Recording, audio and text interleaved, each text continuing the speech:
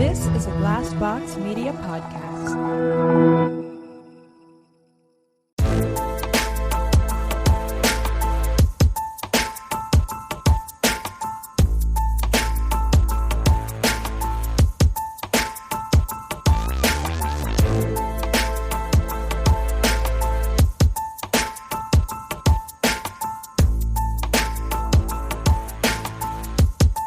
Hey everybody, welcome to My Worst Date. I'm Cassie. I'm Keegan. I'm Christina. And I went out this morning early. I woke up before Chris. And so I went out into the living room and his EW was sitting there. And first of all, I picked it up because it was Bridgerton on the cover. I was like, oh, tell me everything. Happening. excited. It's happening. Even without my boyfriend, the Duke. I know, dude. Ugh. Anyway, so one of the articles was talking about the best TV couples. It's like clearly a very February issue of like we're going to talk about love because it's, February, love season, yeah. right? Mhm. And they were like, they did like the top, I think it was like 30 TV couples. And I was very intrigued because I was like, okay, tell me everything. And of course there was like your, the go-tos. You had like The Jim and Pam. yes. Yeah. Jim and Pam, Phil and Viv, right? No, they weren't on there. What? I know. I think that they have such a, even though like Aunt Viv got switched You're out. like, which Aunt Viv, right? Viv 1 or 2? Viv 1. Obviously. Viv 1 rules. But like that relationship, I think is so like, I love it. Yeah. Ugh. Man, and you know what's so devastating? I know I don't even want to bring it up, but like to me growing up, it was Cosby. Like, Yes, that couple I actually was going to say that as well. Like they were such a, sucks. well, I think that that's the thing that like a lot of people have trouble grappling with. Like you can acknowledge that like Cosby the person is an absolute fucking monster, and I don't think any of us would ever say otherwise, Right. while also recognizing the cultural impact of that show and like the positive impact, especially like for my family, for like the Black community. Like that show was like so impactful in a really You positive had a way. lawyer and a doctor. Married to each other with this very healthy Yes. family Dynamic. It was So yeah, Bill Cosby, Ugh. trash.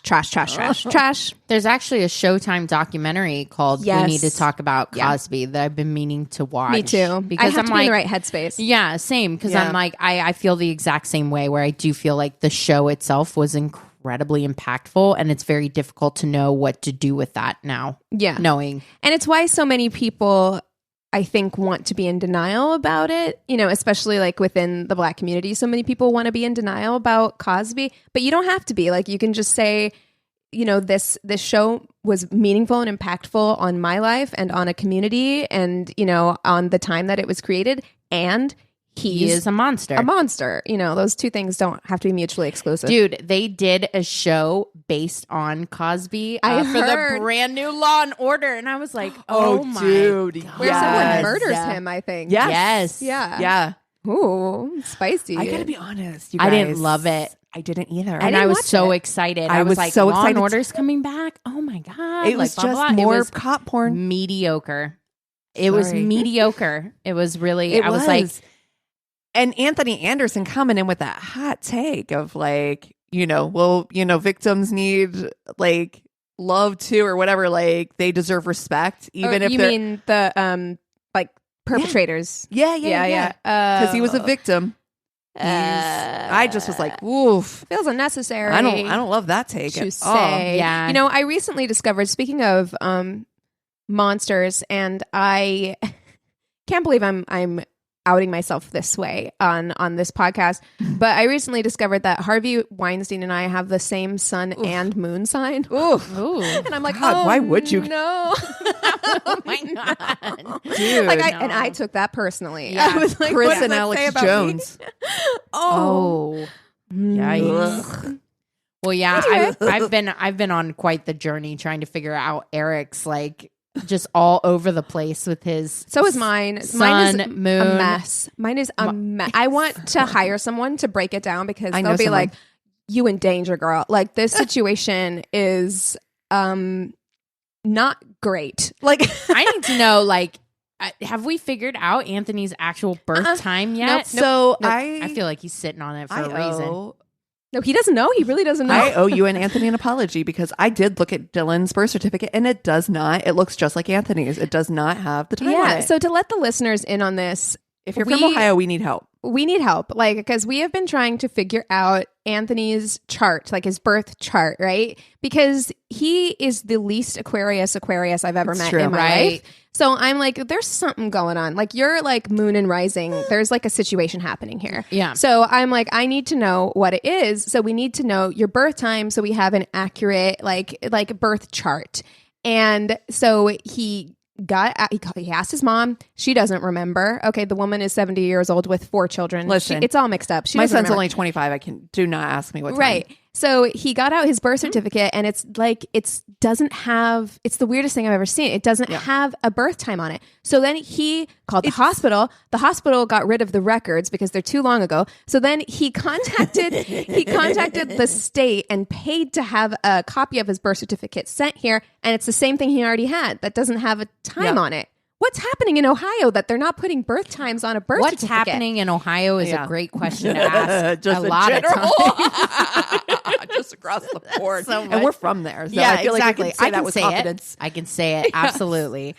Wow. Oh my gosh. Back to TV couples. Sorry. Okay. Wow. Yeah, we took a turn. Yeah. But speaking of really quickly, I do have a person who does like full birth charts. So FYI. Totally I'm interested to know. Also, too, there's a lot of Aquarian traits that Anthony has that I think. So I wouldn't be surprised though if he was like an Aries or a fire sign rising because he's got a lot of gregarious energy. Yeah, I don't see a lot of Aquarius in him. I just don't see a ton of it. Some, but like not very much. I can feel just because I can feel a lot of our specifically, not to call you out, but male listeners rolling their eyes at this entire astrology conversation. The world is falling apart. Let us cling to whatever. It's the apocalypse. One thing. Yeah, like I get it. It's not like it's not science. I understand. However, like let us have something that we can point to that offers us some comfort that maybe we might know anything about this unknowable universe. Yeah. Please. Yep. Anyway, TV couples. All right. So why don't we, we don't have to go by their lists. Why don't we pick our own favorite TV couples? Okay. I'm going to go with Dwayne and Whitley. Yes. From a different world. Yes. Oh, I loved them. This says a lot about me. I wanted to be Whitley. I wanted to be that like high maintenance, expensive ass bitch. Yes. Like whenever I was a kid. And I wanted Dwayne. With those glasses that flip up. So cute. Okay. This is problematic looking back at it, but the TV couple that I have to say that really like got me where I was like, I am very invested. My heart will break if something happens is Jim and Pam. I know it's so cliche, but no, like it's of a time. I never watched The Office. And I didn't watch it until a few years ago. And then I did watch the whole thing. But I understand, like, I know who Jim and Pam are. So, I mean, for somebody who didn't even watch the show to know, I mean, that was a real... Yes. Yeah. They are a situationship. Quintessential... And, I read TV couple. that they were actually... Because you've watched the whole thing. Mm-hmm. They were going to have Jim sleep with that chick. They were going to have Jim cheat on Pam. And people, like, Jim was like... I cannot. Literally. No, I cannot. People would... Riot. I would have lost my mind. Like, I would have been so upset. It's amazing how invested you get into something that is not real at all. Right. Mm-hmm. Speaking of our astrology conversation, as well as these made up couples, but it really would have been a mess if he had cheated. I needed to believe in a strong love at the time. And that was... You know what? I'm going to take it back to a show that was formative for me growing up, and I'm going to go with Cory and Topanga. Okay. From Boy Meets World. Oh, because wow. that relationship to me, I mean, I grew up with that show. I would watch it. It was always on TGIF on ABC, which was like that. Do they end up together in the end? I don't think I ever they stay together. watched... They get married. And they're like childhood Yeah, sweethearts. they meet in elementary school, and she's like the like hippie weirdo, and like he like doesn't like her or whatever. And then of course they get together in like middle school and high school. And yes, there's a lot to be said about like she decides not to go. Like she's so smart, she's the valedictorian, and she decides not to go to like Harvard or Yale or whatever, so that she can stay with Cory. Ooh, which is not I don't like that message. The best, but I mean, it was the 90s. Exactly. Oh my God. Why sacrifice for a man? Yeah. Well, there's plenty of that in the Jim and Pam thing, and that was the 2000s. So. Yeah. I mean, and it did go into the 2000s as well. But yeah, that was the vibe at the time. But I was very invested. I mean, that was like, I'm like, if they break up, then love is dead. You know, like that was the feeling of Cory and Topanga. It's like, childhood soulmates. Different World was so long ago. I can't even remember. I think that they end up together, but I'm like, I don't even remember how that show ends. I'm pretty sure that they do end up together, but they have more ups and downs, I think, than... It's very roller coaster. Yeah, it is. I mean, Cory and Topanga, obviously, you can't have a relationship since elementary school that doesn't have a lot of like ups and downs. I think they break up at one point and get back together, like, you know, but I feel like Dwayne and Whitley, I love that relationship. They're spicy. And because you see them like really struggle with their differences a lot. Yeah. I think in A Different World, because she is so like bougie, certain kind of like, there's like a class thing there. And I think she really struggles with loving Dwayne because he's so not that. Yeah. You know? Yeah. Like she sees herself with like some Harvard, like doctor. bigwig. lawyer. Yes, doctor. Exactly. Yeah. And he's not that. And so for her, she I love struggles through that whole like, can I love somebody But I who love doesn't you. meet that standard, that like elusive pipe dream that I had set out for myself? And she's definitely that like type A personality who has like set out her entire life in front of her. Well, I definitely identified with that when I was watching it when I was a kid, because I've been type A since I can remember. Since you were born. We saw that picture of you with the lamb. Look at this fucking sheep. Yeah, no, it is ingrained in me where like I have always, from as long as I can remember, it's not so much the doctor lawyer thing. I don't have respect for people that aren't I don't want to say ambitious, but aren't pushing themselves. And if someone's not pushing themselves for some kind of growth, be it emotional or like on the job front or something, if someone is not actively trying to better themselves, then I have no respect or no room for them in my life. And sometimes that's like an intense, like that is a failure for me too. Dude, is that sometimes like to your own detriment, to my own detriment, that I don't allow people slack, including myself. Oh yeah, you know what I mean. So I understand that. So yeah, the Dwayne and Whitley thing really got me. You know, where I'm just like, you know, I need to chill on these quote unquote standards, or sometimes shooting myself in the foot from having a good person. I think. You know, I think that, Christina, you and I maybe are similar in that, like, we have, and I think we've discussed it before, like, I sometimes struggle with, in my head, I have a very, like, thorough internal world, right? Where, like, in my head, I will plot out, this is going to happen, and then this is going to happen, and then this is going to happen. And you plot, like, so far down the line that then sometimes you don't know what to do when something... life throws you a curveball and you're like, whoa. This isn't how I planned this. Right. Oh. Like, and how do I readjust? Because like, this isn't how this was supposed to go. And I feel that in Whitley. Like, I feel like she very much like came to school and was like, I'm going to come to school. I'm going to get my degree. I'm going to meet a doctor at school. That's right. We're going to get married. We're going to have this kind of house. We're going to have this many kids. My life is going to look like this. Yep. And then she meets Dwayne and he throws a wrench into all of her plans. Yeah. And I love it. Yeah, Dwayne is the best road bump or like speed bump along the way. He's so hot he's too. Such perfection. Yeah. I had the biggest crush on him. That smile. Ooh, he's got such a great smile. Ooh, the glasses. God, I was in love. Can we also talk about how hot Danielle Fishel is, though? Like, I think Danielle Fishel Topanga is like so hot. Oh yeah, so she's pretty, gorgeous. Yeah, and that's what makes me like hearing that, and I feel like I knew that or saw that somewhere, and I had never seen the end of it before, but hearing that she like gave that up is so triggering to Yeah, me. me I'm too. just like, ugh. Yeah, me too. Yeah. Somebody I need- that's made similar because choices, Cory- it's like that man ain't going to pan out for you, but that fucking certificate will. Yeah, Girl, that's right. Secure the bag. Yeah, That's Cory right. wasn't smart enough to get into Well, that's into Corey's fault. Sounds like Corey or problems to whatever. me. Yes. Yeah. I need to know more about Jim and Pam. Sorry. Oh, okay. Okay, so for me, it's kind of the same as reading like the romance novel, Yes. the will they, won't they of it, of the first like couple seasons, how like Jim has loved Pam and they have this great relationship of like friendship. And she's with trash. She is with A man who a doesn't man value her. who doesn't value Yeah. her and is just not a good Been dude. engaged to him for like 9 years. He's dragging his feet on marrying her. And Jim is all the time just watching it, kind of like biding From his the time, sidelines. loving from afar, you know? What's great about their relationship and what keeps it still in my head is that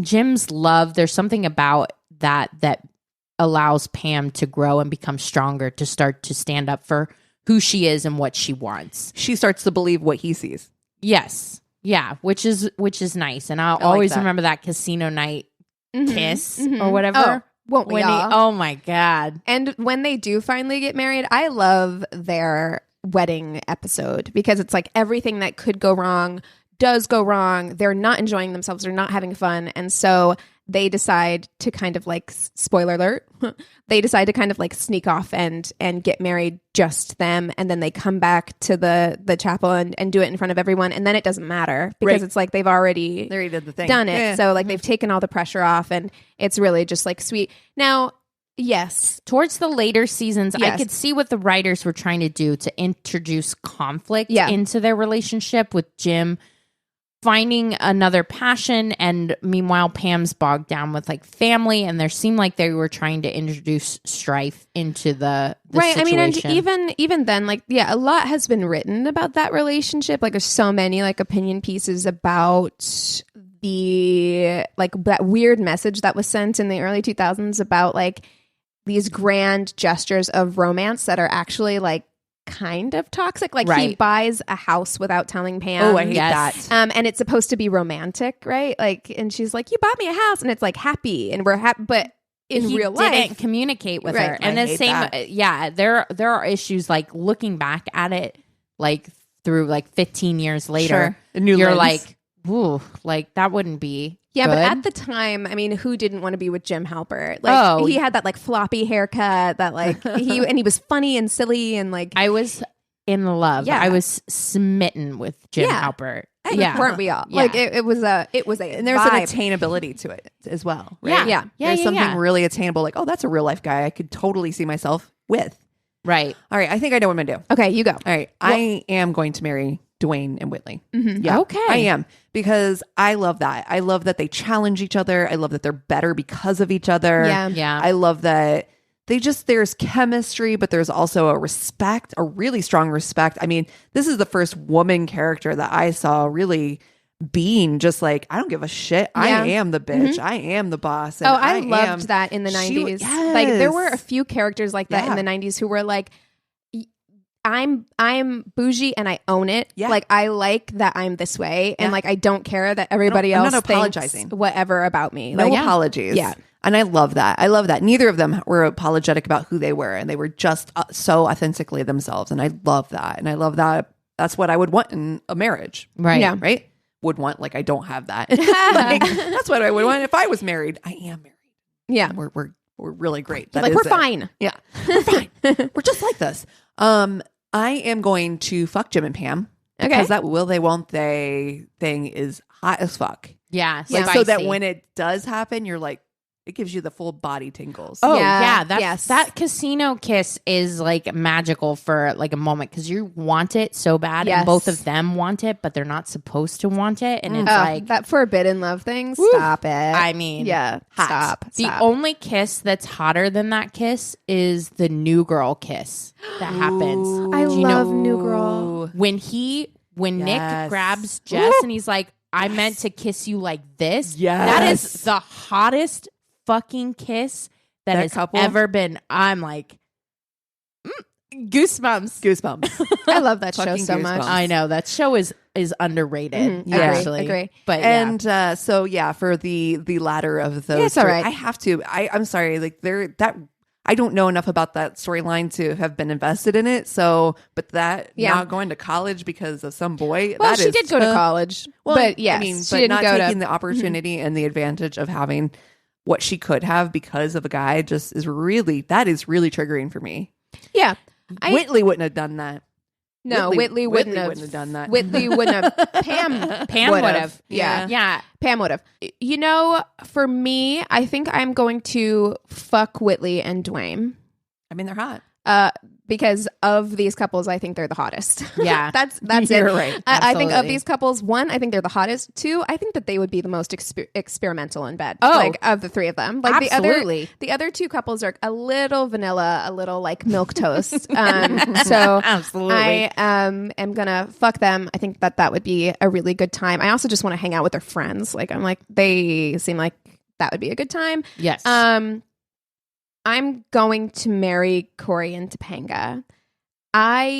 There's something You're about invested in them. I'm invested in Yeah. them. Like no apologies. that was one of my favorite shows growing up. And then also just there's something they were an example of like two people who kind of like were drawn together on a magnetic kind of level. oh. And you know, and because that was the kind of like that's the big scene that everyone always remembers is at one point Topanga moves away, her parents move her away, and she comes back in the middle of the night in the rain, and it's that whole like very romantic, can't be apart, you know, kind of thing, which has its own element of toxicity. I understand, but it does. There is something very romance novel that like you just are like, oh man, I want that. yes, Yeah. because, You're like you kind of know that it's and maybe it's the toxic, but Yeah, at the same yeah. time, you're like, yeah, maybe it's the final seasons of The Office for me that kind of taint that, but I feel like that marriage is more likely to fall apart than Cory and Topanga. I do definitely agree with you in that I wish that the trajectory of growth that they had Pam on kept going. Yeah. Because I feel like her character just stalled out, like had children and then kind of like stalled. Yeah. Yeah, And I I wanted to see her still continue to grow and become more strong. I mean, we just had that Patreon movie of Fried Green Tomatoes and talking about Kathy Bates's character. That's how they're going to end up. Continuing to grow. And I do feel you're exactly right. I do feel it's going to be like that. Right. for Like them. there's going to have to be a lot of like Cory and Topanga have been together for so long in one way or another that I feel like they will always put in the work and they communicate to each other.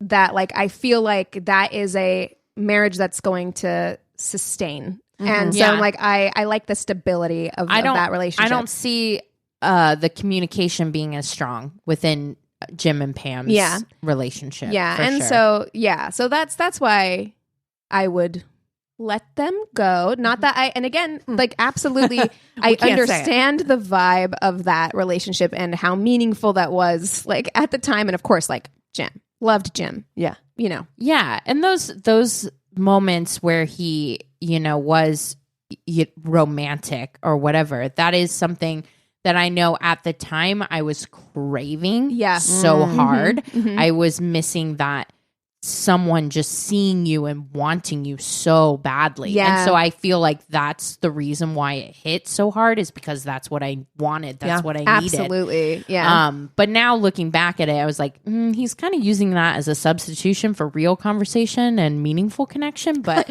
You're like, now that I can diagnose that a little deeper. yeah, now I'm like, yeah, I honestly, I think I'm going to marry Whitley. Specifically, Just Whitley. Whitley. You're like, not Dwayne. I love it actually. No, Dwayne and Whitley. I definitely agree with everything that's been said. There is something to be said for opposites attract, and the way, like you said, that they communicate and they make each other better. I think there's real growth that's happening there, and that is attractive to me. Again, that's what I said. I'm turned on by growth and by that kind of thing. So I'm going to marry that. Also hot. So, and then I think I'm going to fuck Cory and Topanga. Okay. I just see that being more of a fun time than I think fucking Jim and Pam. Being in the middle of that, there seems like maybe there's a stronger foundation between Cory and Topanga to bring a third in, and it would be fine. There's a silliness with Cory and Topanga too that I feel like could be really fun. Yeah. Like where it's just like there's like a kind of like silly understanding there. Heartedness. That like, yeah. There's something really inherently wrong about thinking that Jim and Pam have sex in any other position than The a missionary. Yeah, I don't see. I will don't say see that. him flipping her over and like no. taking her from behind. That's just No. it's not okay. I can't even say it out loud. I can't even finish the sentence. I don't see them having a threesome. Like I Oh. really don't see it happening. No. Can I you feel like- imagine Whitley allowing a threesome? No, I don't. But like I feel like I think Whitley Jim- would if it was another man. Yeah, That's the only yeah. threesome she would have. Mhm. And she gets to pick Yeah. for sure. Oh. She's completely in control of that entire encounter. Yes, Yeah. completely. Yeah, I feel like Jim and Pam, like I think maybe it's because it's the way The Office is shot, where it's supposed to be uncomfortable. Like, you know, there's like that really uncomfortable way that's kind of like the whole thing is that show is awkward. Yeah. And I feel like the sex would also be awkward. Yeah. You know what I mean? Like Jim is going to Yeah. make Jim face to the camera during sex. No. You know? And you're like, you know. Pulling no. faces. Oh no. I am so glad though that we're all in agreement on the Nick and Jessica kiss being like Oh, the yeah, hottest of thing course. of all time. Sorry, Yeah. when you said Nick and Jessica, I know, I was immediately like- thought about Nick Lachey and Jessica. I was like, what? Took a second. And I was like, whoa, hold on. Well, that's a whole nother thing that Yeah. I know Cass and I will talk about off air because I did watch the reunion. Oh, no, that's not what I was talking about. I was talking about like the Newlyweds, that MTV show with Nick Lachey and Jessica Yeah. Simpson. What? What? You don't wait. You don't Tuna? remember this? I Chicken of the know. Sea? Oh, yes, I do know Yes, about that. I yeah. thought there was a new thing No. that they did together, and I was like, wait, what? No. Okay. Wow. Okay. Well, that was a really fun. Wait, FMK. I need to know. Nick and Jessica, what are you talking about? I'm lost. Nick and Jessica from New Girl. Oh, that Nick and Jessica. Okay. Yes. Yeah. Yes. Nick I'm Miller with you. Yes. and Jess. Yes. New girl. Yes. Yes, I'm here. Yeah. Got it. Back. What a fun FMK. We do have some new patrons that I want to shout out. Let's give them some recognition. So first of all, I just want to give a general shout out to the whole of Iceland because Okay. y'all have constantly been turning out. We see our analytics and like we have been on the charts several times in Iceland. yeah. Very cool. I love it. Love to see it. Would love to come visit y'all someday. But we did get our first patron from Iceland. So a big shout out to Erna Kristen Elise-daughter. Hopefully I said your name correctly. Please let me know if I did not. Welcome to our Patreon. We are so happy to have you. We will be getting you your rewards very, very soon. And big shout out also to Liam, who I believe he might be from the UK. Nice. So shout out to you. And Aaron and Meg, welcome to our Patreon family. We are so happy to have you. We're so grateful for all of your support. Please let us know if you have any suggestions for FMK, Tainted Love, Would You Rather, or Tainted Love movies. We always love to hear from you. Love it. Oh, Yeah. I'm so excited. Well, you guys want to take 5 and we'll come back with stories? Sounds Yes. good.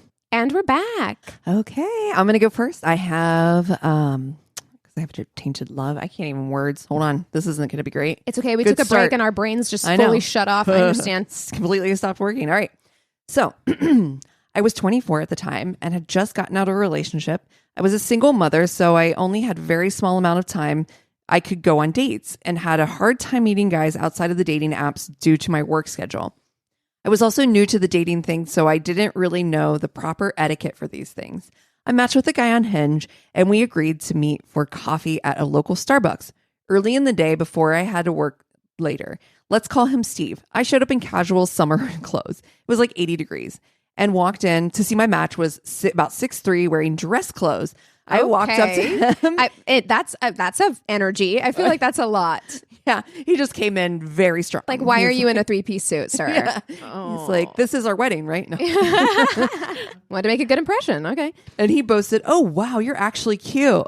Thanks. Apparently, he didn't anticipate the girl he was meeting up with for a date to be cute. We get in line to order, and I mentioned grabbing something small to eat because I hadn't eaten yet. He replied, oh, I don't eat breakfast. Eating in the morning makes people fat. You really should look into that science. Whoa. Wow. Oh, okay. I don't love that. Look, at and we all. all know that you don't even like breakfast, but you don't say shit like Who that. says that? No. And also, it's different strokes for different folks. Like, if Honestly. you really, really look at the science, Look at the science. what works for one person will Does not not. work for the next person. so yeah, stupid. Right. It's like some people thrive in the morning, some people thrive in the evening, and, you know, meal times are the same. That's... Also, is this guy a fucking doctor? Yeah, honestly, who the fuck are you? Yeah, please show me your credentials, sir. I rolled my eyes in my own head and intended to end the date early. But after we sat down with our coffee, he did manage to redeem himself a little with the conversation. Also, I'm sorry, you're in dress clothes at breakfast? I know. Are you going to church after this? Steve tells me he's dressed up because he worked at the car dealership and was also going to work later. Okay. Later, I realized it's a Sunday and car dealerships only stay open until about 5. It was noon, so I think he was lying about having to go back to work. We decide to go for a walk. We walk through the parking lot, and he mentions that he has a kitten at home that he had just newly got and needs to go home and check on him at some point. He asked if I wanted to go meet him. Mm-hmm. Yes. Do you know how got me. quickly? Yeah, I'm Yeah, like, I'm about to get murdered. Free Because kittens. Would Yeah. I go? Yes. Yeah. I'm like, a Yes. kitten? I'm there. All right. I've I'm already- willing to risk it. I'm already in your car. Let's Sir. go. Let's go. Even What if does it you- look like? Is Even it a if you black did tell kitten? me I'm going to get fat because I ate breakfast, Yeah. I'm going to eat your kitten. I'm going to eat. I'm gonna eat your kitten. Oh no! Oh no! Oh no! He asked if I want to meet him. I was extremely hesitant to go, but he assured me that he also lived with some family. He swore he'd bring me back to my car in time for work, so I agree, and we get into his car and go. We get to the house and walk inside, and there's almost nothing in there. The living room has 2 couches, 1 small TV on an end table, and a bunch of Magic the Gathering cards on the floor. Oh. He goes into the kitchen and brings me the kitten to hold and introduces me to his brother, who is playing video games in the kitchen and has earphones in and has no clue I'm even there. Doesn't even look up. Mm-hmm. Steve and I go into the living room to sit and finish our earlier conversations. I sit on one end of the couch thinking that he'll sit on the other end and we could talk and we could look at each other's directions. Nope. He plops down directly Of course he next does. to me. Yeah. Puts his arm around me, pulls me into him, and starts petting my hair. It's also weird in front of a family member. Yeah. It's just We don't know it's each just a other like weird, that. Weird Ugh. vibe. That's also it's very intimate. Like that kind of gesture feels very, very intimate. That like Yeah. I don't want to do this. Like we just met. We just met. Yeah. We've just had coffee together for a few minutes. Yeah. I got really uncomfortable as I was really caught off guard. My body language tenses up, and he said, "You need to relax. You're on a date. You're so tense." Don't tell me what to do. Ugh. Don't tell me what to do. So Ever. we just kept talking, and I mentioned something about my hormonal condition. He said, "That makes sense. These are big," and poked my boob. Wow. Who just poke? No, I hate too that. stunned to speak. Obviously, I wasn't exactly amused, but I was in a weird spot and didn't feel super safe to get confrontational. So I just asked where the bathroom was so I could have an excuse to create some physical distance. He showed me to the bathroom, and I came out and I told him I needed to leave soon, to which Steve replied, "How do you know what time it even is? There's no clocks in here." What? Amazed that I used my phone, I sat back down on the opposite couch he was sitting on. He got up and moved to sit next to me and hold on to me again. He pulled my chin up and leaned in for a kiss. Oh. I decided I was just going to take one for the team and get the hell out of there. How Ugh. bad could it be? Well, he opened his mouth so wide, Ugh. he literally bit my chin. Oh, he unhinged his jaw. Oh, ew. We got a fucking we got an unhinged. alien Python in here. situation. Oh my What, god. what are you, like a viper? Just Yes. unhinge your jaw? Or what is that? Ugh. Nope, I was done here. I told him I needed to go home right now, and he asked me how long I had, and I said 15 minutes. He asked if I'd like to go upstairs to his bedroom to finish our conversation 15 real minutes? quick. I decline. I have to go now. He drives me back to my car, kisses me bye, and texts me later asking me to please have another date because we really connected. I said, no, thank you, and blocked his number. She's dabbing Neosporin on her chin where he bit her. Like, I really hope he never behaves this way on a date again. He I'm will. so grateful to be in a relationship and no longer have to be dating. What's so funny is he's like, 15 minutes. You want to go I can to get the it in. bedroom real quick? I'm like, Honey, no, not even a little. 15 minutes? I'm like, You played first of all, yourself. You told played on yourself. You told Yeah. on yourself because I'm like, you're obviously not talking about my pleasure then. No. Oh, Yeah. no. Yeah. Yikes. No. On bikes. Okay. This is a listener story. Okay. I met a fella on Tinder. He lived over 3 hours from my Canadian home in the US. How we matched, I'll never know. So we basically spent a couple of months chatting and getting to know each other as a meet was not possible. The opportunity arose for me to go for a visit, and since he lived in a ski resort area, I felt both adventurous enough and interested enough in a getaway to give the guy the benefit of the doubt. Okay. Not recommending this behavior, but simply telling my story. Listen. No. Okay, Hey, I yeah, went to hey. Salt Lake City. I know. so- I wasn't going to say it, but Is this like a real Seattle Whistler type situation here we got going on? Yeah. this was a ski resort too. So she was probably like, oh, there's probably some fun touristy stuff to do there. Yeah. Oh, you mean not sitting in an apartment with somebody with an ankle Who's bracelet on house arrest Oh, my. in Salt Lake God. City? In Salt Lake City. Listen. I'm not, I'm just. Wow. That was a moment. What a That was time. a whole thing that happened. That was She does say, though, not recommending this behavior, but simply telling my story. Anyway, things went well. He wasn't a serial killer. Thank God. And we had a jovial chemistry that verged on being immediately friend-zoned. I think the panic of that realization led us to the boudoir. And, well, one thing led to another, as they say. It wasn't great. In the morning, attempt 2 started out pretty rocky, but since I'm not one to be a quitter, I followed his direction to see if things could improve. Communication. We love it. We love to see it. This guy enjoyed having his balls massaged. Okay. I had never actually entertained this type of request before, but I gave it a shot. They were sweaty and it was awkward. Sweaty ball sack. God. I gotta love how expecting self-conscious I get about I know. like someone going down Oh. or whatever, and like men don't care at No. all. they do not Uh-uh. care.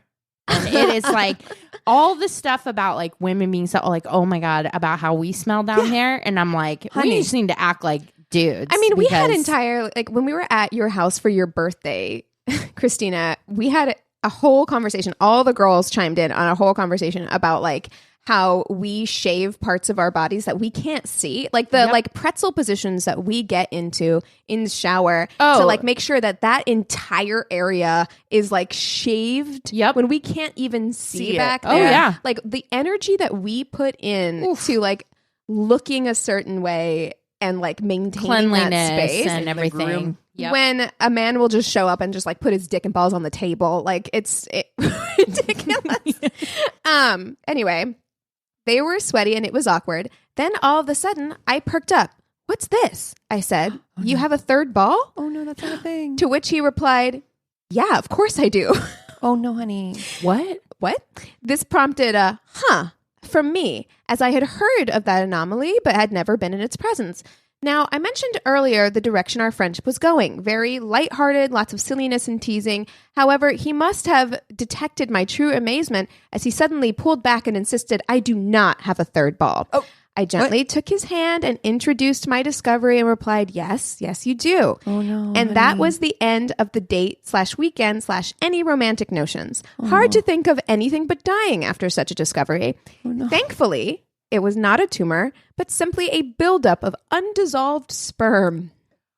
What? Did you know that could happen? No. Okay, so full disclosure, my husband, when he got Vasectomy? his vasectomy, Uh-huh. he always thought he had 3 balls. He was like, yeah, that's a thing that can happen. Yeah. And his doctor was like, that's absolutely not a thing. It's that can not? happen. That's what his doctor told him. Now, I'm not a doctor. I'm only repeating what another doctor has told my husband, in which he was like, 3 balls is not actually like a real thing. Normally it is usually not detrimental or deadly or anything like that, but many times it's just like a cyst. Yep. A lot of times people have cysts or whatever, and he's like, but it's not quote unquote a normal That is thing. interesting, because I always thought that it was, I did too. So did happen, Chris. Well, Chris was like, he'd felt it before, but he was like, kind of felt like he was like, it's something he always had, but it was a cyst and they had to remove it. Oh, wow. Yeah. So when he got his vasectomy, they told him that. And so anyway, but I certainly didn't know that you could have just like a clump of undissolved sperm in there. Did not know that. Yeah. Just a buildup of, what do? They just work it out? Also, I feel like that means you should jack off. Like, right? So all those times those people are telling you not to masturbate, I think they're wrong. Also, I think, what does cause a buildup of undissolved sperm? I think let's normalize being not as self-conscious about things that are happening down there. I was just reading this Reddit the other day about a woman that was really nervous because she was going on a third date with a guy that she really, really liked, and she was spotting. So it was like end of period spotting, and she's like, I don't know what to do. Should I cancel the date or whatever? And it's like, so it was so nice to read the amount of comments from men in there that were like, just give a heads up. But it was like, you're in your 30s. Like, we've dated women. Like, it's not a fucking mystery that you guys are on your period. Like, right. And it's not a big deal. I don't know why you would cancel the date anyway, because it's like, even if you're not comfortable having sex on your period, which some people aren't, I personally don't like it, although spotting is a little different, but I could see that if it's early on, whatever. Right. But I mean, you just go in, and if things get to that point, then you explain that at that point. If it's someone that you like and you trust, then it shouldn't be a problem. Like, you said a lot. But especially, but that guy knows it's there. That guy has touched his penis before. So like, if he likes his balls massaged, he can be like, hey, just a heads up, I have a thing down there. You know what I mean? Yeah. Like, yeah. It's not.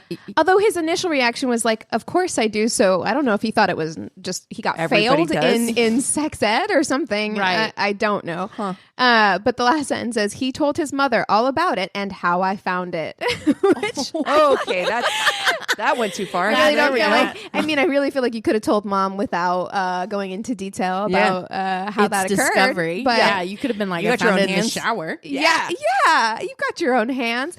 But thank you so much for writing that story into us. Much appreciated. So glad we Oh, got man. that out there. All right, mine I got from Reddit. This I don't know why this is so funny to me. It's just a very strange situation. So I'll just get into it. I have to share my worst first date story. I was much younger and stupider at the time. Nowadays, I'd have bailed at the beginning. I love that Yeah. this is the preamble to so Awareness. many stories where you're just like, look, I was an idiot. I know. I know it. Chatted with someone new on OkCupid. She seemed okay, lived about 20 minutes away, and was up for going to grab a casual dinner at a nearby sports bar a few miles away from her. The next evening, entrees ran about $15, so it was nothing fancy. So I texted her when I was leaving to say I was looking forward to seeing her there, and she texted back to say, hey, I don't have a car. You'll need to pick me up from my apartment. Well, okay, I got her apartment complex's address. It was on the way, and I figured no big deal, though I was quietly surprised this hadn't been mentioned before then. I called when I reached the place, and she wandered out. I was glad she wasn't a catfish, and I greeted her and put the sports bar's address in my GPS. She immediately said, hey, I actually have a better idea. Oh no. Oh no. I feel like it's not going to be a better idea. Why do I feel that? Also, it just is. I'm wary immediately when people want to change the plans. Yeah. Like once we're together, I'm like, no, we had a plan. We had a plan. Let's stick to the plan. Exactly. She told me that her aunt lives nearby. Oh, no. Makes some delicious home cooking. No. And that we could go visit her and get a good meal for only $5 a plate. Why are you paying your aunt? Wait, what? Is your aunt McDonald's? This should be at Wendy's. Free. What? What are you doing? What? You're trying to throw some business your aunt's What? way. I fucking love you guys because that's immediately the same reaction I had when I read it. I was like, wait. Hold on. What? Hold on. What is No. happening? What? That's so weird. No. $5 a plate, guys. I said, that's nice. but I really wasn't up for meeting family on a first date, and I'd rather just get to know her somewhere public. She really pushed for the $5 dinner. No. And does she get a cut of it, or like what's right? why? Some kickback? Yeah. And I stuck with no. She said, okay, she could go get something from there, and that way her dinner would only cost $5. She just really wants some of her aunt's fried chicken or something? I mean, like maybe it's so good. I said, what the fuck? And I clarified that she was suggesting that we drive to her aunt's house. I pay her aunt to feed her, and she eats there. And then what? She said, well, then we can go to the sports bar and I'll just watch you eat. Why? Why? None of this makes any fucking sense. Fucking What is weird, right? happening? Can you imagine sitting in a car and having this discussion with somebody? It's so bizarre. Also, presumably, you've said that you don't want to meet her aunt, so she's going to go in, By get a herself. plate of food, and eat it in by the car, herself? or eat it by herself. And like, while it's he waits there, in the car, like- and then they go to the sports bar and she watches him eat. I'm sorry. Why don't we just meet later for a drink? Yeah, Why are we doing this? You go eat with your aunt, and we can meet up later, or not at all. Or because not at now I all. feel Now very why you weird. gotta pay your aunt $5 to eat. What is happening? The real question: why That are is you the paying real- your aunt? That's right.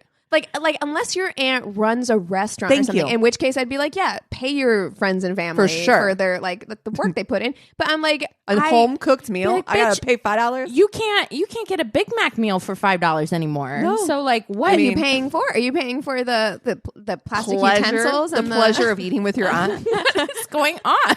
Oh no. I need more information. Oh my gosh. So I told her this was not really a date and maybe we should try this some other time. She said, oh, okay, we can go out, but do you mind if we drive by the aunt's house anyways? Because what is happening? I left my glasses there last No, night and I need to honey. pick them up. All right, why does she want you to go to the aunt's Honey. house so badly? Like, is she Right. trying to hook you up with her aunt? What is going Like, on, I right? don't understand. I honestly, I'm getting creeped out, and I This would want to is- take her home. Like, No, I feel very I'm creeped done. out. Yeah. In fact, why don't you just go to your aunt's house? I'm going to drop you off and leave. Exactly. I feel like is this a trap? Yeah, I'm feeling very uncomfortable. So I reluctantly said, sure. It was a few miles away, and we pulled up at the front of a kind of rundown little house in a bad neighborhood. She No. asked if I'd like to come in, No. and I said, no, thanks. She then pushy. hopped out of the car and held out her hand. I asked what Said she no. wanted, and she rolled her eyes and said, the $5. I said, I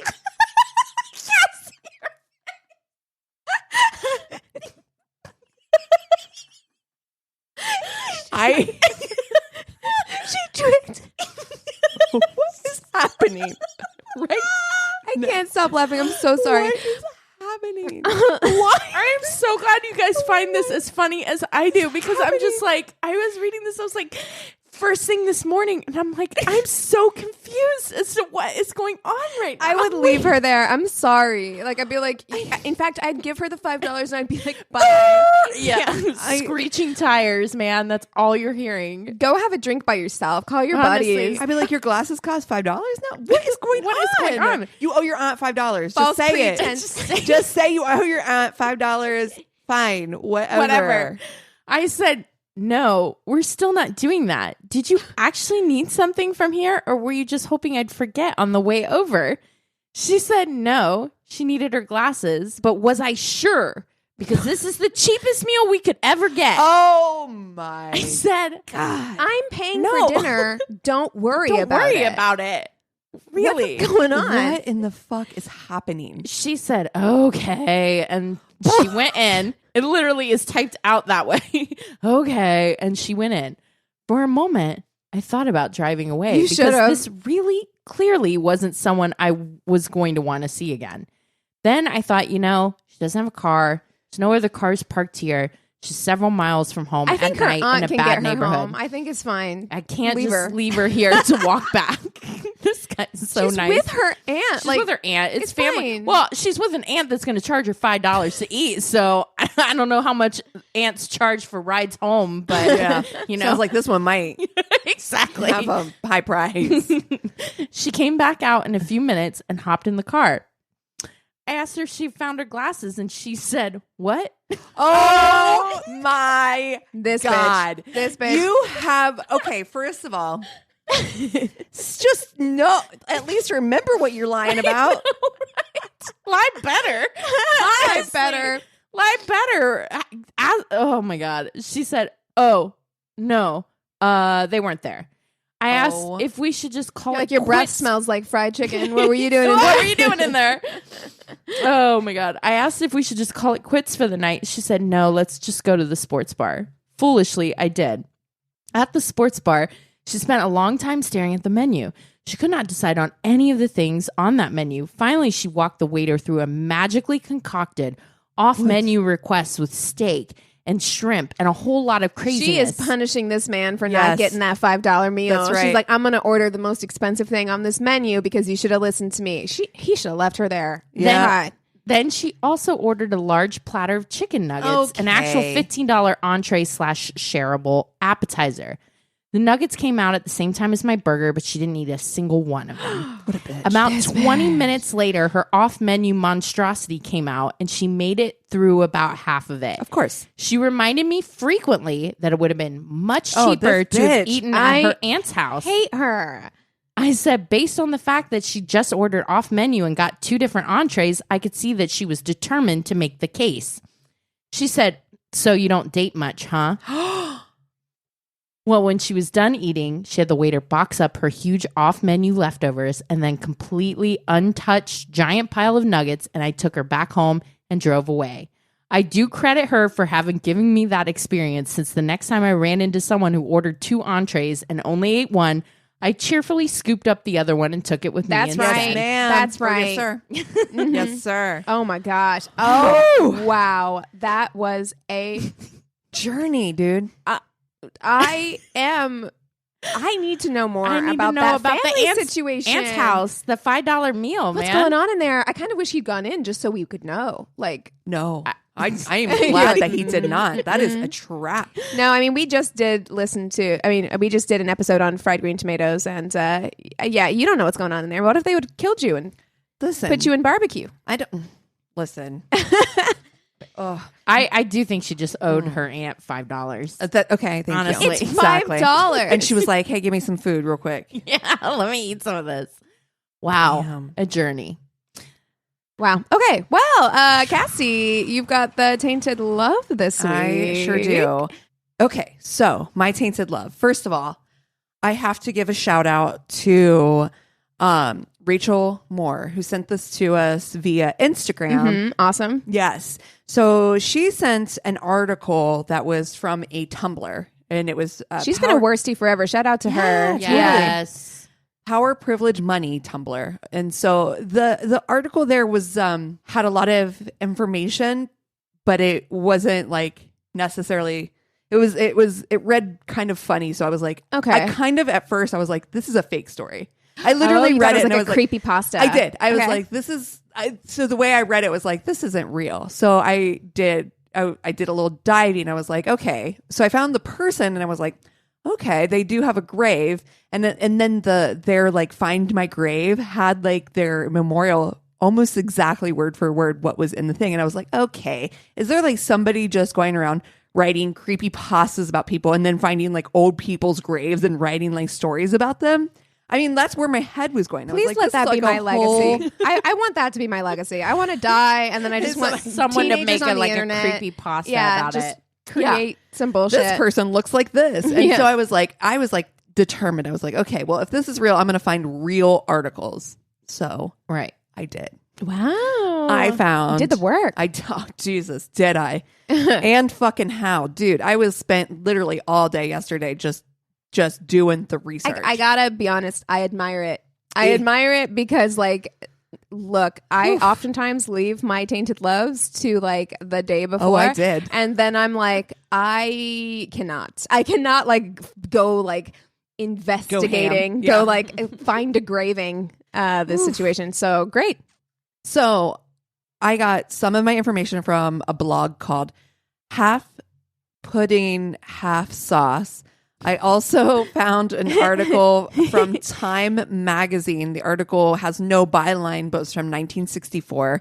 I found an original article from a justice story from Reading Eagle by Ruth Reynolds that was written around the same time, 1964. So these are all, everything I found was actual newspaper clippings. It was like having to like stretch it out, make it really big and like slide along. God bless newspapers.com. Oh God, newspapers.com. Oh, journey. So that's fun though. So let me tell you, first of all, I just want to, this is a sad story. Oh, Okay. The story is about Marjorie Winnifred Kendall, who was born in 1897, the daughter of a telegrapher for the railroads in Missouri.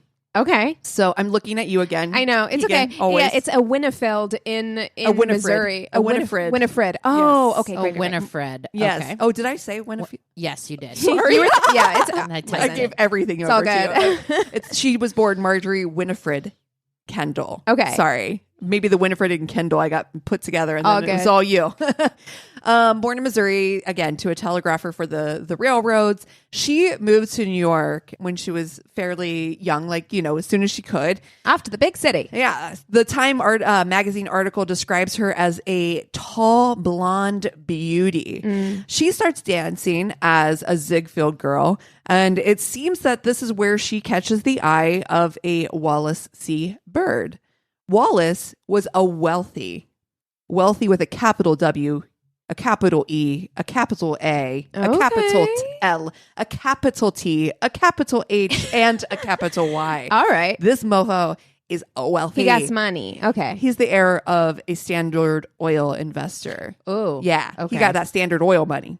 I'm feeling very like Gilded Age vibes right now. Yeah. Perfect that you say that because this is exactly the area that we are stepping into. Oh, Soon love it. enough, he's winning over Winnie, and they get married and settle on Long Island near Oyster Bay and the Farnworth estate, which is exactly that, a Gilded Age mansion estate. Oh, wow. This is an elaborate 80-acre, 50-room estate that features horse stables, gardens, decadent pool, and it literally is like a masterpiece of the Gilded Age. It is can't absolutely that. Even comprehend that kind of wealth. Like Yeah. that's just I think we all do it sometimes, like Zillow porn. Oh, yes. Oh yeah. You can't Zillow porn this. This isn't even in the this is Yeah. like family wealth.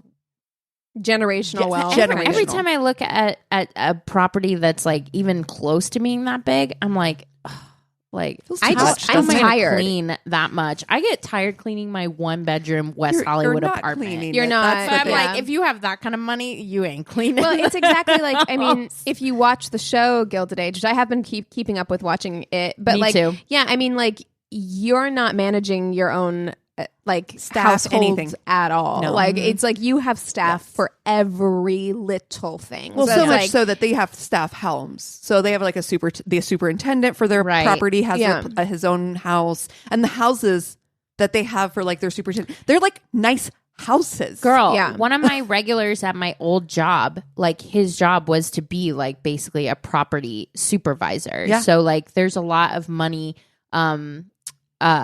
in LA that doesn't live in LA. They come from like overseas and they have these huge houses. And so his job is to like when they come here, he manages Yeah.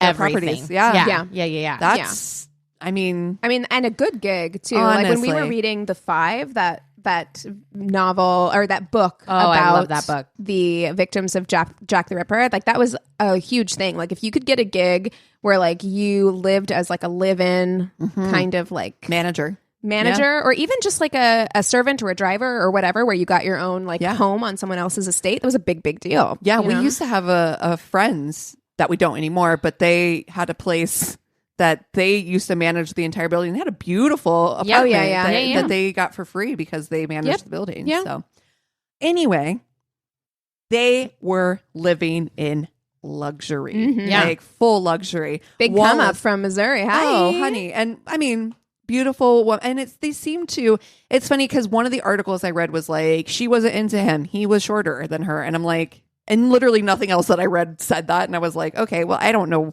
It seems as though they had a nice relationship and a good marriage because they lived in this beautiful place. They threw lavish parties. They were just real socialites. They did the thing. They were on the scene. There's no real tell of them not ever being just a happy couple. So Right. they just have a beautiful life. He is, and neither of them have to do really anything from what I can understand. I mean, he's just inherited all the wealth. So they have a beautiful property, horses. She wanted to be a film star, so he would record her and he would film her doing scenes, and it was just like a really, I mean, I can imagine it being a really fun life, right? Yeah.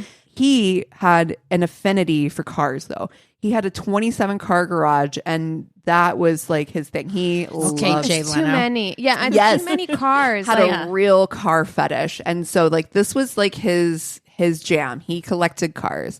But their love affair came to an abrupt end only 15 years after they had moved into this home.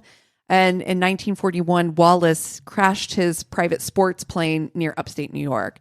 And it was a devastating blow to her. She ended up moving immediately into the superintendent's home. Yeah. Superintendent's home, because she was like, I don't want to be in this house. She had the crash, all of the remains from the crash boxed up and sent to the house and put into the sub basement. So it does seem like there was some love there. There was like feeling between them at least. She was so devastated Yeah. that she went into a really deep state of depression and ended up going to Doctor's Hospital in Manhattan and, going to the hospital as like an inpatient. Yeah.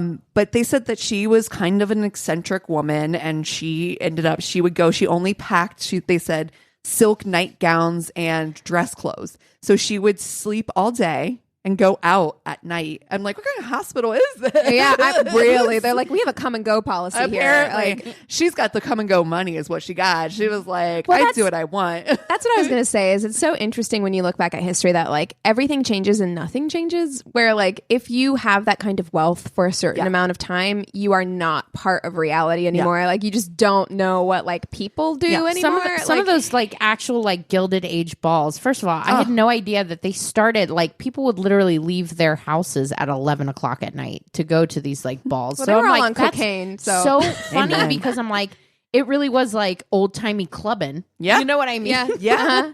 You're like the heaviest dress you've ever seen in your whole fucking life. But Yeah, but they would like wear costumes and stuff, and it's really cool. I really, we're both watching the Gilded Age. I wanna watch it too. Yeah. I want it to be more like that.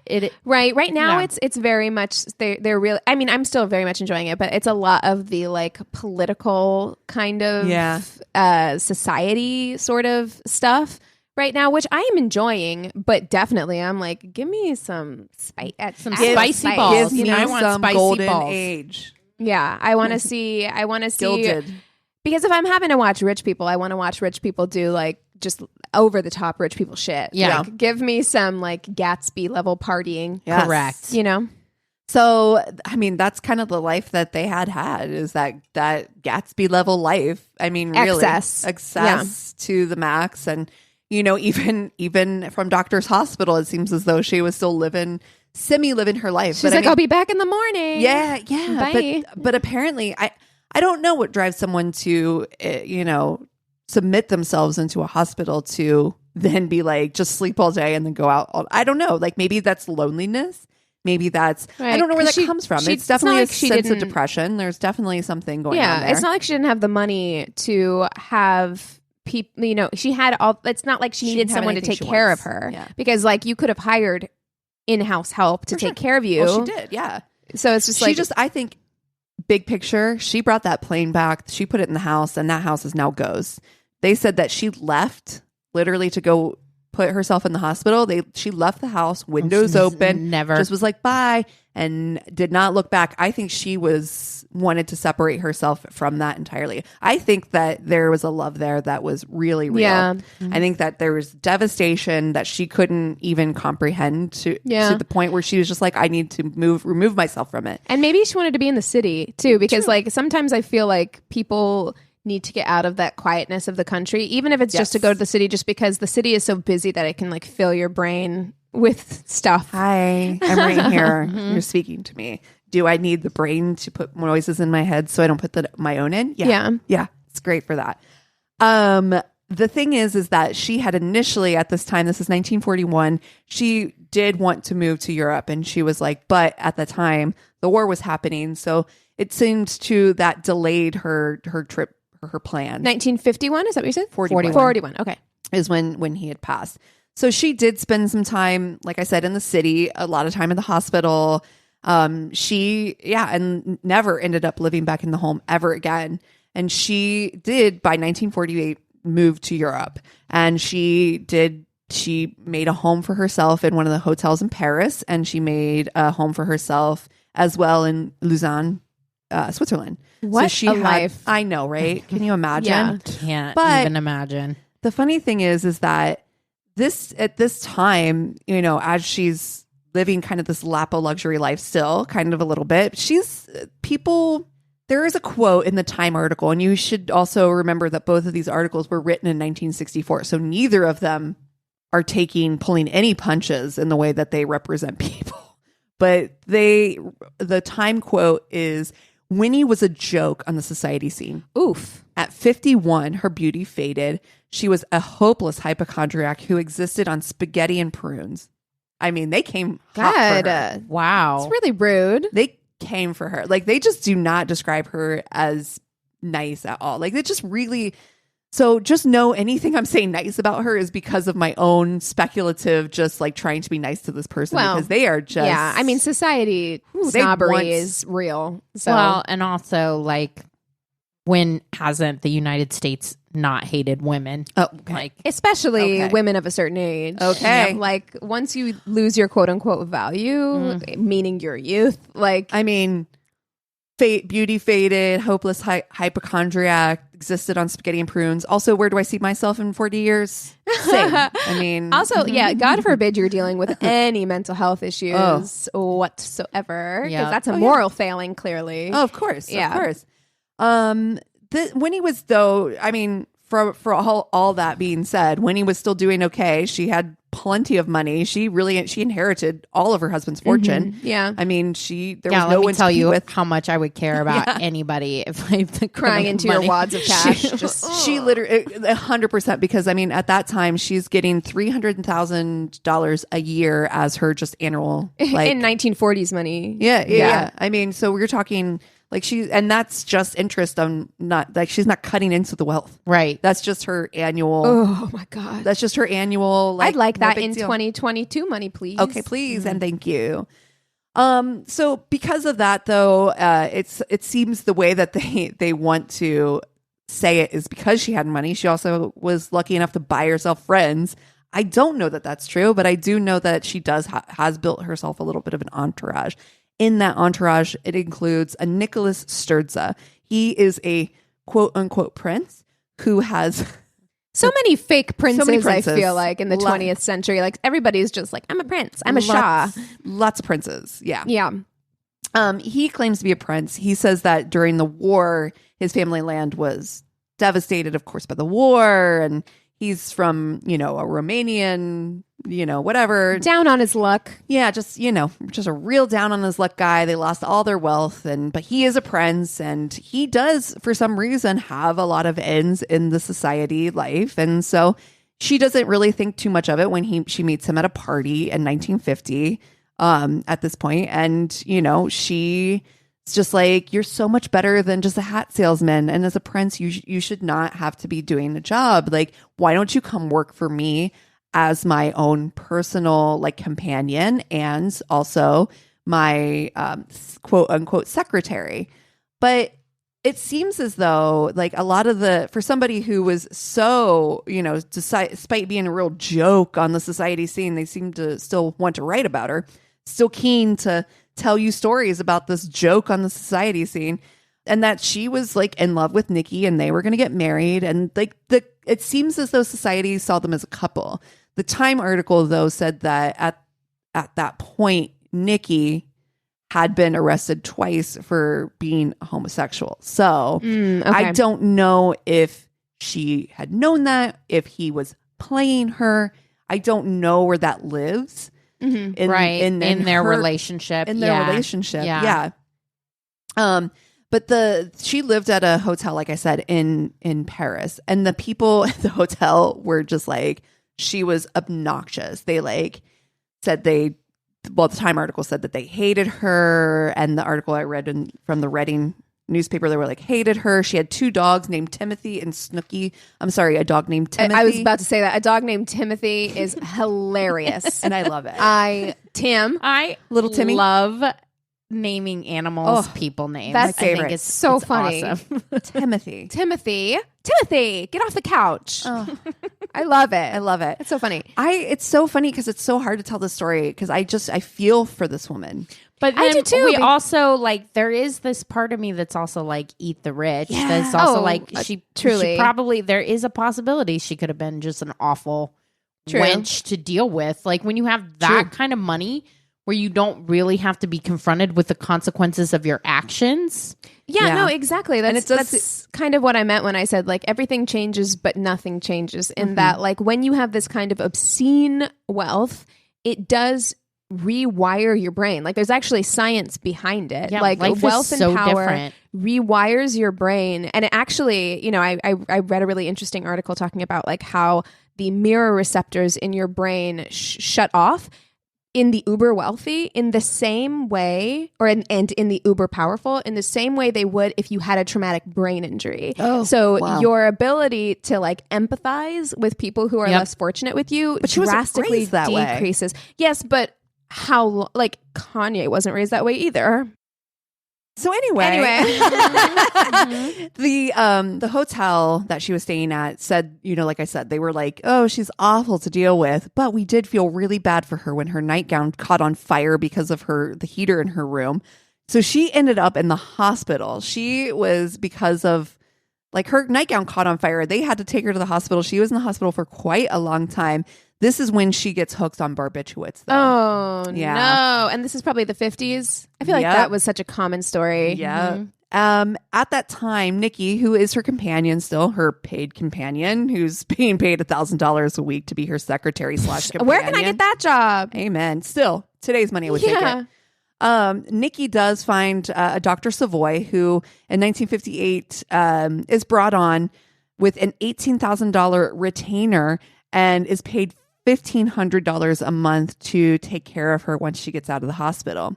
The doctor does keep her heavily medicated and as she's healing, which I think she probably needs initially. Yeah, with burn. Well, Yeah. I mean, like imagine how ill you are that you would have to, that pain that you'd be in. So, but as of July of 1961, when he passes, it would have been easy to conclude that she had probably just, anything could have happened. I mean, this woman had kind of been through a lot. So, Winnie at some point though did let Dr. Savoy go. And but he had still was keeping her in supply of barbiturates through a local druggist, and Nikki would pick it up and make sure that she always had them available. So much so that they said 18,000 of them. 18,000? Yes. Pills. 18,000. That's a lot of pills. Wow. Pills, were prescribed to her. Well, I'd be really interested to see what her will looks like. Well, that's so funny. You should ask, because this all comes to a head because her lawyer, Mr. Edward Watts, was headed to meet her. He had been working for her. He had taken over for somebody who had left the thing. The estate had always been handled by this firm, by this law firm. And Edward Watts was actually headed to Europe to meet her, because he had heard that she was sick. So he wanted to make sure that she was all taken care of. There were some weird things that happened. She had asked personally for her original will to be sent over because there might be some changes she wanted to make. Mm-hmm. So there was some weird things going on that he wanted to step in and find out what the scoop was. Right. She had been an expat for a while, but he literally arrives the day after she passes. So he arrives in Europe to find out that she had passed, I think either that morning or the morning before that he arrived. So it was very, like, he was headed there to make sure that she, to find out what was going on. And it all just happened to be. But the thing is that Watts had only known that she had a broken leg. It was a very weird situation. There's a lot of like really sketchy things. So he's the one who brought it to the attention of like bringing this up. Like he's like, okay, so we're, there's just a lot of suspicion going on. And so when he arrives, he knows that she has a lot of jewels that she had spent money on. He knows that she has a will. All these things are missing from her places. Like they're not there. So he's like, hey, Nikki, Secretary Nikki, companion Nikki, whatever happened to all these jewels that she had? What happened to all of, like, where's her will? I don't know. It's all shoulders from Nikki. He has no clue where all of this stuff is.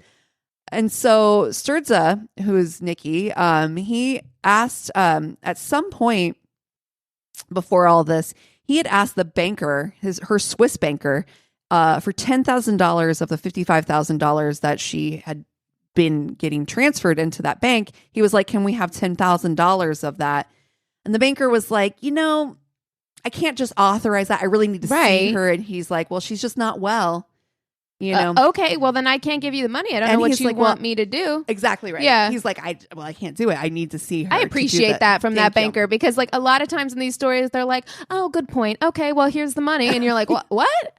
I don't feel like that's good you can do security. That. Yeah, so exactly. He's like, no problem. I'll come to you. And so he comes to the home or her place in Switzerland where she's staying in Lausanne, and turned away first 2 times. She's just too ill. And the 3rd time, he does make it in.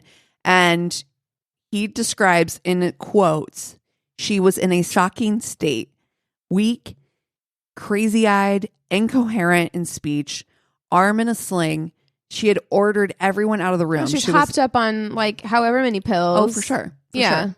Yeah. She's like, everybody leave except for the guy who was there from the bank.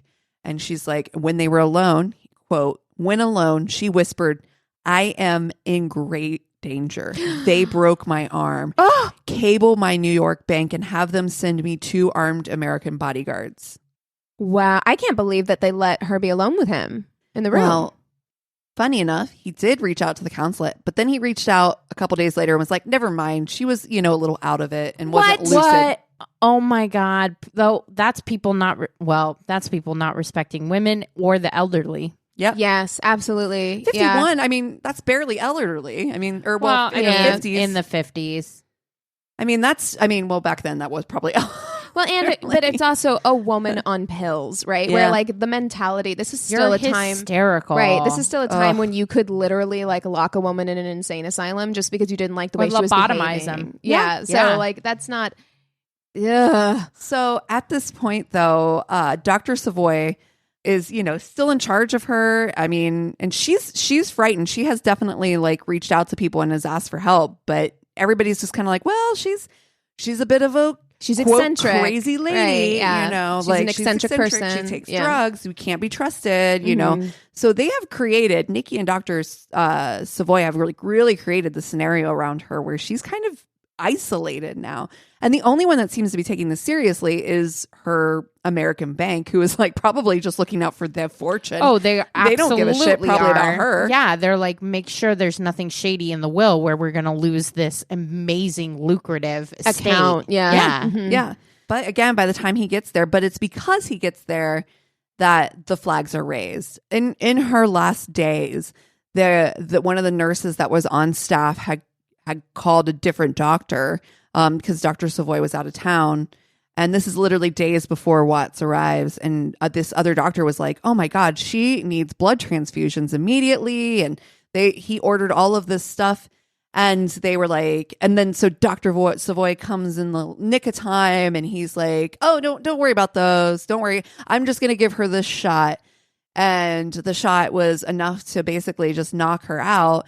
And a powerful sedative, basically, that eventually she just dies. And he is the one who's the doctor on scene. So he just marks her cause of death as a double hemorrhage, a double cerebral hemorrhage. No big deal. We say it all the time on this podcast, but like, y'all got to get yourself some friends who you can trust to look out for your interests. And it is not a prince. That's harder to do though when you have that amount of money. It's true. You see it all the time with can't trust lottery people. winners Yeah. and everything like that. And it's tragic. It's hard enough to trust people day in, day out when you don't have that massive amount of wealth, you know, for them to take advantage of. And But it sounds sad. like her relationship with her husband was so insular. Like they had all these parties and stuff like that, but it doesn't seem like she had a lot of True, genuine friends. friends like outside of that. And maybe it would be different if you could have had someone to lean on when your husband passed away. Yeah. Yeah. Right? Which doesn't sound like she did. No. Well, it might have been the time too. I mean, we're seeing the same thing with the Gilded Age where she got brought into money. She's not from money the way her husband is.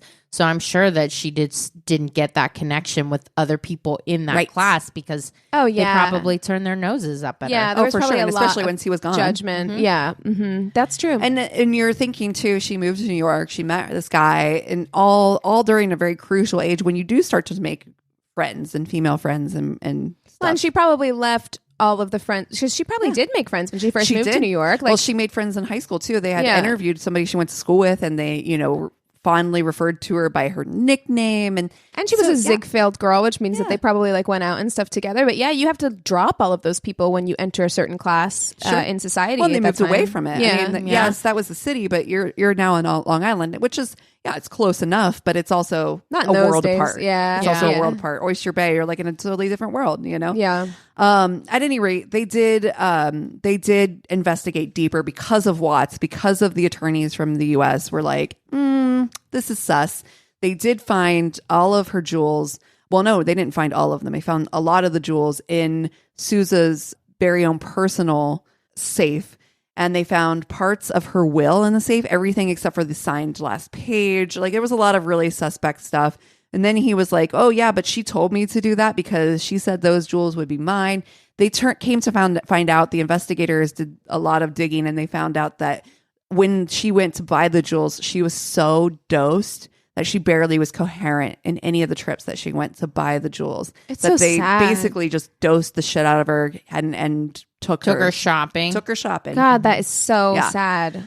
What's going to make you even more upset, though, is that Dr. Savoy did lose his license, but the only time he gets for murder is 7 years. 7 years for premeditated murder.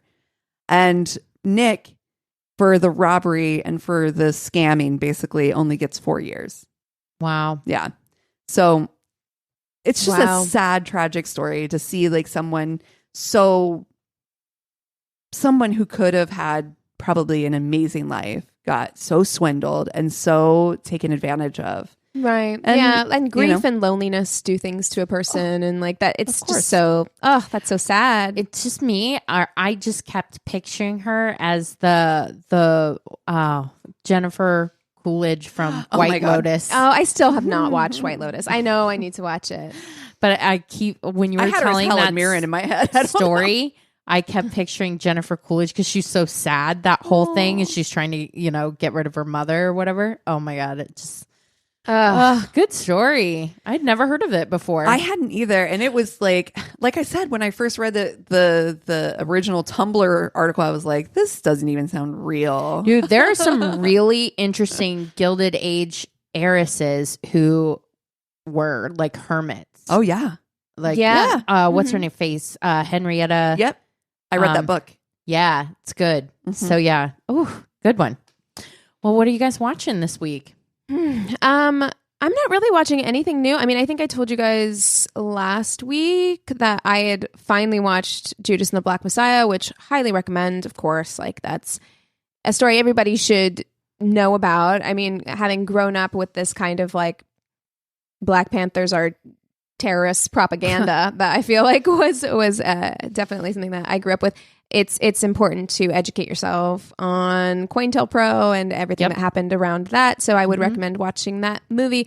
But mostly I've just been reading. So like that's what I've been up to. I read Sally Rooney's Beautiful World, Where Are You?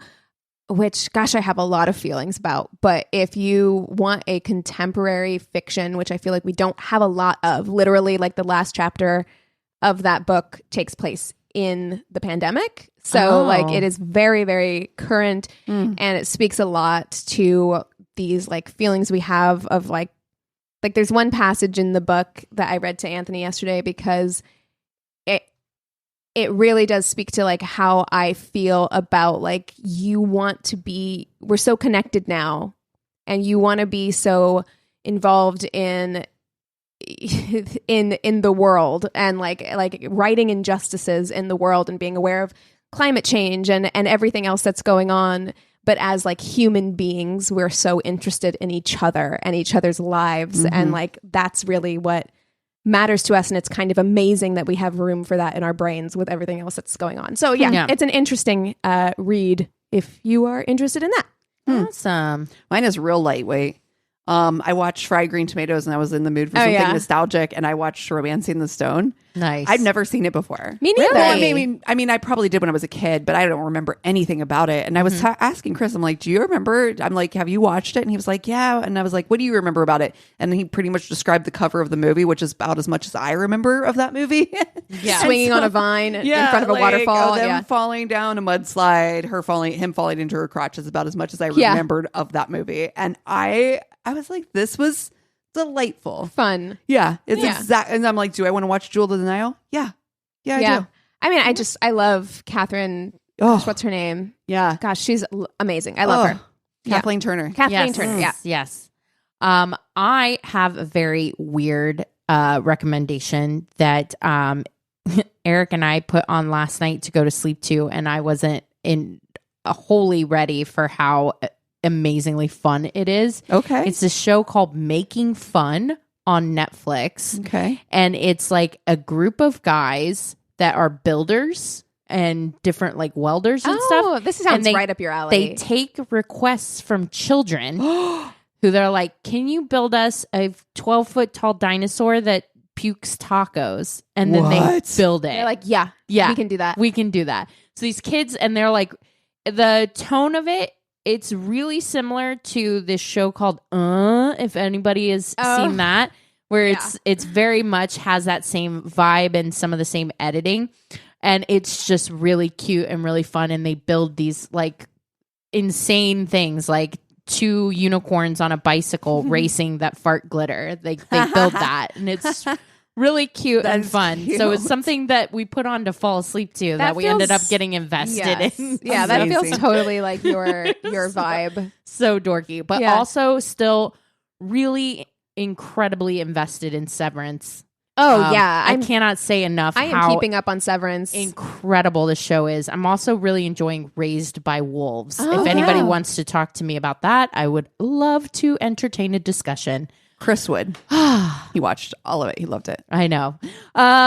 So if you've got something that we should watch, read, anything like that, if you want to just reach out and say hello to us, go to our one-stop shop of a website. It's myworstatepodcast.com. And we love you so much. Cheers. This is a Glass Box Media Podcast.